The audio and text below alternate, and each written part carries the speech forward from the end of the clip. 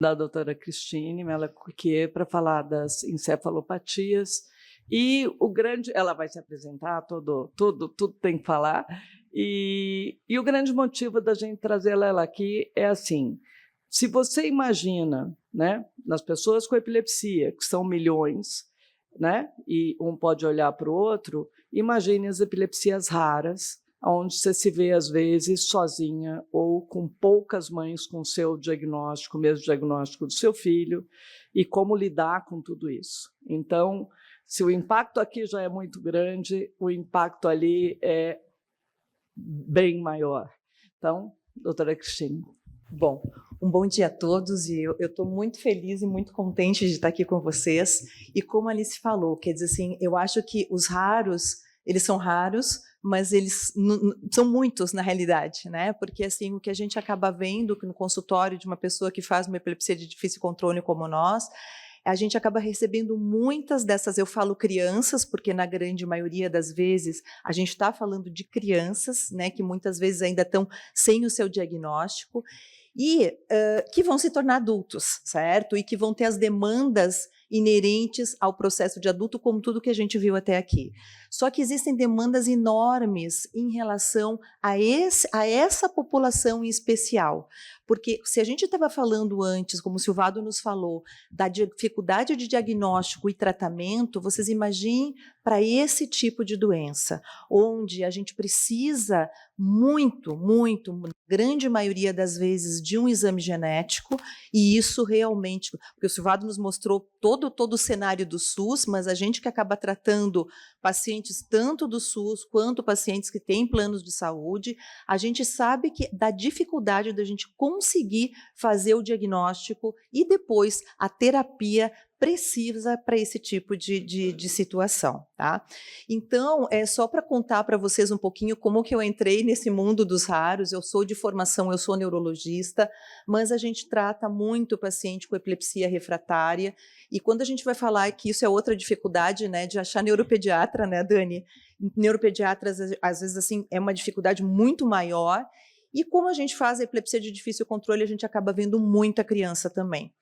E eu entrei nesse mundo por conta do Daniel, do Rafinha, que hoje tem 10 anos de idade, a gente já mostrou na aula o quadro dele, e o Rafa, eles chegaram com o Rafa para mim, quando ele tinha 2 aninhos de idade, procurando por um tratamento cirúrgico, porque eles já tinham feito de tudo, todas as medicações que vocês possam imaginar, essa criança já tinha tomado, tudo que era disponível, e ele já veio, na realidade, quando ele chegou para mim, ele já veio com diagnóstico, que naquela época, né, o diagnóstico tinha sido recém-descoberto, que ele tem uma mutação genética chamada SN8A, e que tinha sido recém-descrita. Na realidade, ele chegou para mim em 2014, acho que 2014, 2015, e a mutação tinha sido descrita em 2012. Então, só para vocês terem uma ideia dessa raridade, né, ali, 1 para cada 56 mil nascimentos de crianças, uma criança vai ter esse tipo de doença. Mas aqui no Brasil, nós já temos, a gente fez um mapeamento, a gente já tem mais de 30 crianças com essa mutação. Então, quando a gente olha, é raro, é mas quando a gente põe em grupo, é um grupo, são 30 pessoas que têm, né, 30 famílias que lidam com essa doença, mas a gente tem várias outras.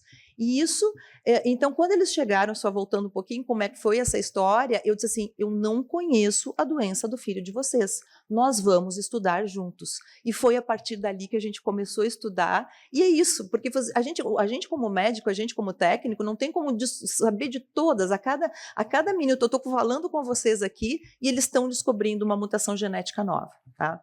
Então, isso é algo extremamente importante, e que a gente tem que estudar, a gente tem que ir atrás, e só para vocês terem uma ideia, no final das contas agora, foi publicado um consenso, um guideline de tratamento e de diagnóstico para essa mutação. Então, vocês vejam como a união faz a força. A partir de um paciente, claro, isso não é uma coisa, isso é um consórcio internacional, então, só para mostrar para vocês que a união e eu acredito que a força da família, a força do paciente, ela é muito maior.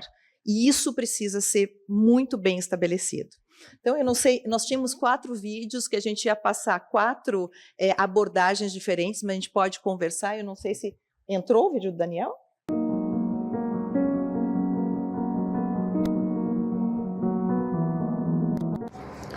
Meu nome é Ana Karine, eu sou mãe do Rafael. Rafael tem uma mutação no gene DF1 e convulsiona desde os 8 anos de idade. Ele tem 16 anos hoje, já passamos por diversas medicações. Hoje ele toma 3 medicações e tem o VNS para ajudar a controlar, mas não controla ainda as crises. Ainda são diárias, quase que diárias. E isso traz muitos desafios, né? Muitos desafios de convivência social, desafios de sair da porta da casa para fora, desafios de deixá-lo fazer certas coisas que eu sei que podem ser perigosas para ele, né? Desafios também de perdendo as habilidades ao longo do tempo, desafios dele se sentir mal, né? E desafios de a gente não saber o que fazer quando ele entra em estado de mal, apesar de que a gente já passou por isso algumas vezes, né? Mas eu acho que o maior desafio é saber que a gente lê as notícias, a gente vê terapia gênica para uma coisa, terapia gênica para outra, a gente vê o avanço de pesquisas aqui, o avanço de pesquisas ali, mas esse resultado das pesquisas parece que está muito distante ainda, né? Por isso que a gente briga lá nesse instituto que foi criado para pesquisar esse tipo de condição rara, para que a gente avance na ciência. Menos burocracia e mais ciência, mais pesquisa voltada para o ser humano, né? Assim, a ciência precisa, se o conhecimento que a gente está avançando tanto não tiver uma utilidade para beneficiar as pessoas, ela não tem sentido, né? E aí é por isso que eu acho que esse é o maior desafio, assim, de quem está do lado de cá, dentro da família, ver o seu filho funcionando todos os dias e não saber o que fazer. E às vezes você sabe que pode ser que outras pessoas saibam e possam estudar o que o neurônio nesse caso acontece, o que o sistema acontece nesse sentido e que isso pode influenciar no tratamento, mas por sermos raros ainda não somos interessantes o suficiente. Eu acho que é isso o ponto a ser falado. Obrigada.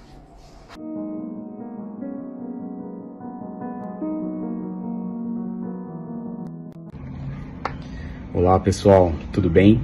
Sou Daniel Braz, pai do Rafa, de 10 anos, diagnosticado com SCN8A, e estou aqui hoje para compartilhar com vocês meu depoimento de como é ter um filho com uma encefalopatia rara. Bom, além dos desafios comuns de criar um filho, né, a gente tem desafios adicionais e que a gente precisa superar com pouca ajuda ou quase nenhuma ajuda, né?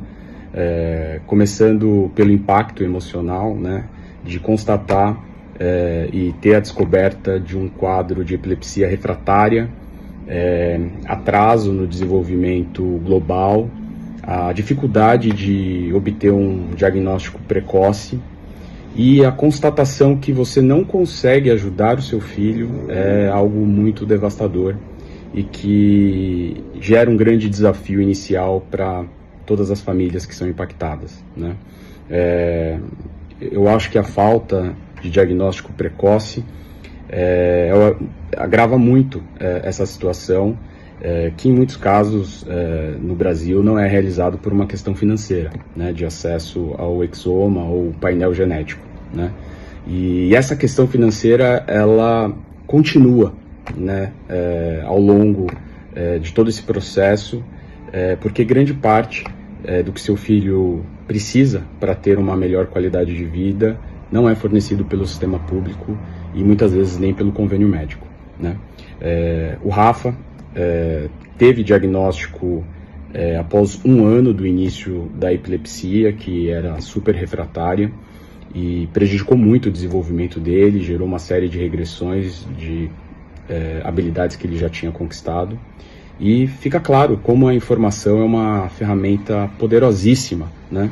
E depois do diagnóstico, a gente conseguiu um tratamento muito mais adequado para ele, e hoje faz mais de 8 anos que o Rafa está sem crises, né? E seu desenvolvimento progredindo todos os dias.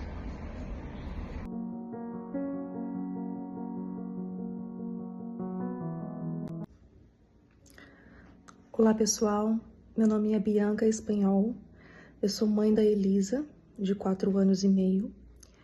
Ela tem a síndrome por deficiência de CTKL5, que é uma encefalopatia rara. E eu também estou aqui representando as famílias no Brasil que possuem crianças, pacientes com essa síndrome e as famílias que são impactadas por essa síndrome. Queria agradecer a oportunidade e queria falar um pouquinho.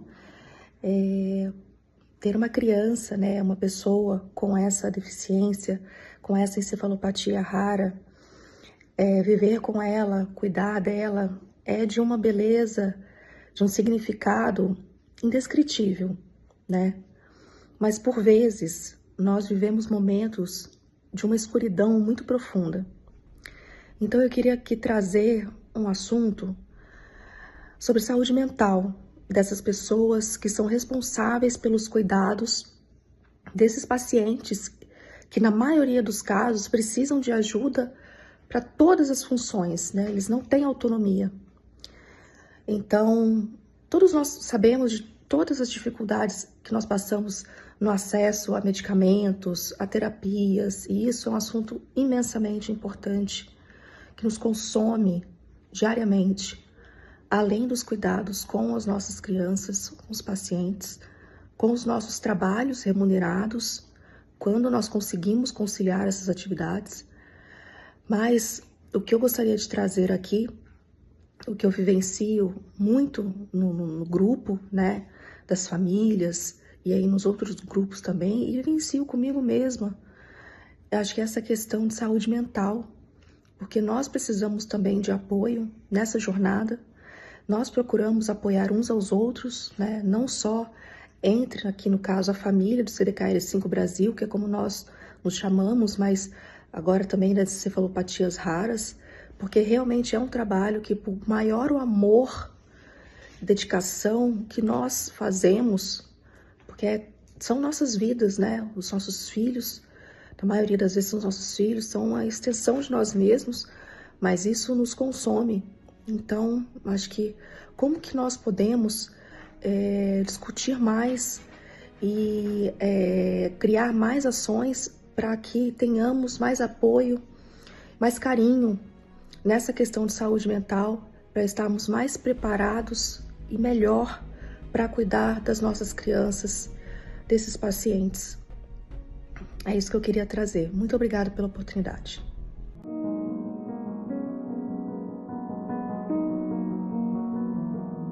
Bom dia pessoal, eu sou Nayara, mãe do Teodoro de 1 ano e 3 meses, com mutação do GNSC-N1A com seu espectro mais grave, que é a síndrome de Dravet. Teodoro recebeu o diagnóstico aos 6 meses, graças ao exoma, e através disso a gente pôde direcionar as terapias, o tratamento medicamentoso e principalmente evitar as medicações que são contraindicadas na síndrome de Dravet.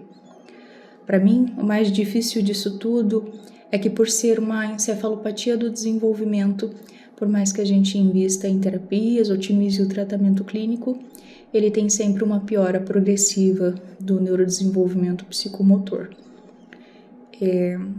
Apesar de tudo isso, a gente tem sempre as expectativas de que medicações que são usadas fora do país, como a fenfluramina, possam ser usadas também pelas nossas crianças, que o ácido valproico de uso endovenoso, que já foi usado no país, volte a ser comercializado, que fazia um bom tratamento da crise quando a criança entra em estado de mal, e que pesquisas como a terapia gênica possam se avançar ainda mais rapidamente. Nós, pais, famílias dos raros, temos muita necessidade de ajuda, porque às vezes sobra pouquíssimo tempo para que a gente consiga lutar pelos nossos filhos fora de casa, já que as nossas batalhas aqui dentro são contínuas e extenuantes. Obrigada. Então, a abordagem aqui, vocês vejam que assim as angústias são as mesmas, lógico, de tudo isso que a gente já falou, mas tem uma angústia maior ainda, porque você pode ter alguma alteração específica, algum tratamento específico que possa ser feito. Então, se a gente considerar hoje o tratamento de epilepsia, a gente sabe que tem mais de 30 medicações, a gente sabe, como alguém comentou aqui, que as medicações elas não mudaram a eficácia, e sim só a tolerabilidade, ou são melhores toleráveis, mas os 50% de pacientes com 50% de melhora. E nesses casos, a gente tem medicações que podem ser usadas, mas tem medicações que não podem ser usadas. Quando a gente fala num Dravet, por exemplo, né, que hoje em dia a gente se fala muito mais de Dravet, a gente sabe que a gente não pode usar certas medicações, por exemplo, uma carbamazepina, porque isso pode piorar, pode levar a um estado de mal dessa criança. Ao contrário, por exemplo, no caso do Rafinha, que a gente estava comentando, a gente precisa usar os bloqueadores de canal de sódio, que são essas medicações, que é o que vai nos ajudar a controlar. Então, claro que essa busca incessante, né, pelo conhecimento e pelo entendimento não só dos raros, mas da epilepsia como um todo, eu acho que isso é o que nos move, né? É o que nos move. E mais uma vez, então eu acredito que esse grupo de raros como o Silvado tinha comentado, tem uma visibilidade grande, e agora a Alice trouxe, né, junto com o Daniel está junto na ABE agora, ajudando com que esse grupo, como um todo, fique com a ABE, juntos com a ABE, porque, como eu falei para vocês, a união faz a força. E a gente vai tentar. Ontem nós tivemos algumas reuniões, a gente vai tentar a melhoria, então, não só em diagnóstico, como tentar disponibilizar mais essa questão do teste genômico, como os tratamentos e para esse grupo de pacientes. Seria isso, acho que o meu tempo já estourou ali, 40 segundos, tá bom? Seria isso.